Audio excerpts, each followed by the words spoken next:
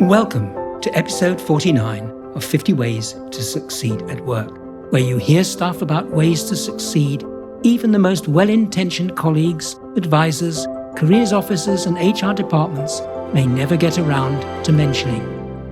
Today's episode is about you being a hornblower, someone who shows you add value, and why modesty can backfire. Only last week, I murdered a rock, injured a stone, hospitalized a brick. I'm so mean, I make medicine sick.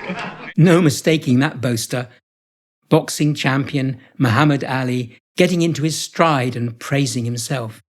At work, should you boast or blow your horn like Muhammad Ali? Is that the best way to make people realize what a valuable contribution you're making? Or is boasting at work wrong, even obnoxious? Let's start with a reality check. If you don't tell people what you're doing or the great work you're achieving, how are they supposed to know? Suppose a task needs your attention outside of regular working hours.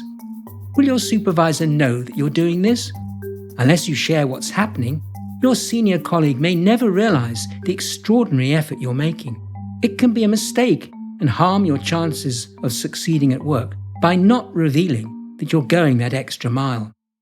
Incidentally, if you haven't already heard it, visit the podcast website 50ways.site and listen to episode 37 on the extra mile. You might find it helpful. Early on, we learn to refrain from boasting. Instead, we're encouraged to be modest and urged not to blow our own horn.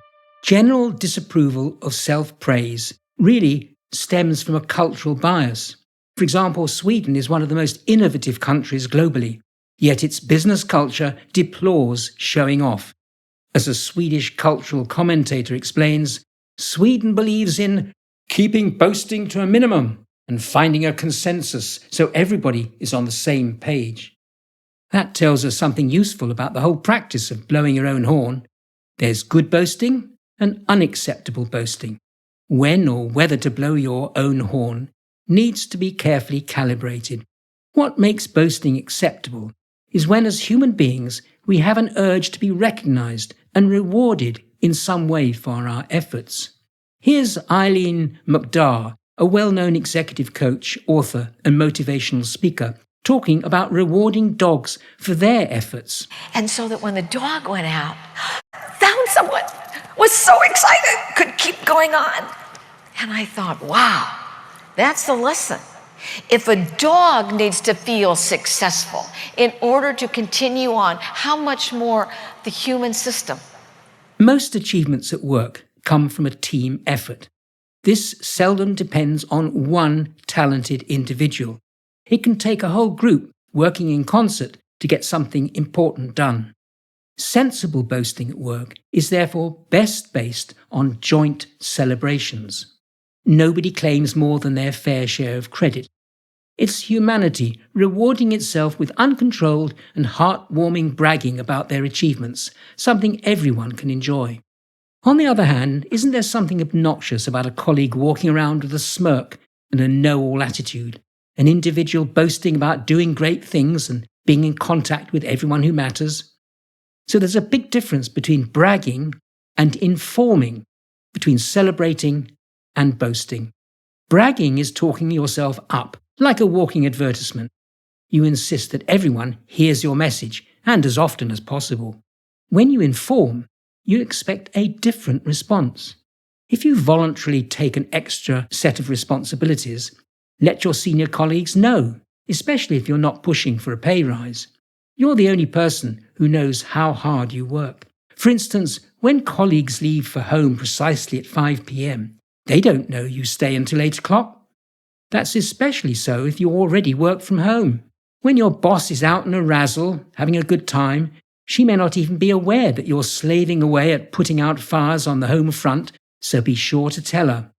By avoiding informing people of your achievements, you can undermine your successes without realizing it. Modesty has its rightful place at work. Being reticent about your special efforts makes little sense. In Sweden, the anti-boasting culture makes it more difficult for those who succeed. They even avoid driving a luxury car and don't dare show when they've done something good. So what should you do about blowing your own horn at work? The best approach is to let other people do the bragging for you. Your feelings of self-esteem and self-confidence mean that you should be able to take pride in your achievements. It's also entirely healthy to brag about yourself to yourself. There are indirect and direct ways of drawing attention to yourself at work. However, there's one kind of praise likely to leave you undamaged in the eyes of others. And this is when you report on a conversation in which you were praised, and the evidence can be verified. The odds are therefore stacked against you for doing any bragging at all. It's usually okay to report on your accomplishments if you're sure you're not hurting anyone else, such as team colleagues, who may resent you claiming exclusive bragging rights. Few people will fault you for being happy about the result of a successful effort. Your enthusiasm and desire to talk about it may go a long way without even needing to exaggerate or boast. And you want to know the best boast of all? The loudest horn blowing you should do? It's for your colleagues and their achievements. By not bragging about yourself, you ensure that others will be more likely to root for your continued successes the next time. So, what action am I proposing? First of all, informing is better than bragging at work.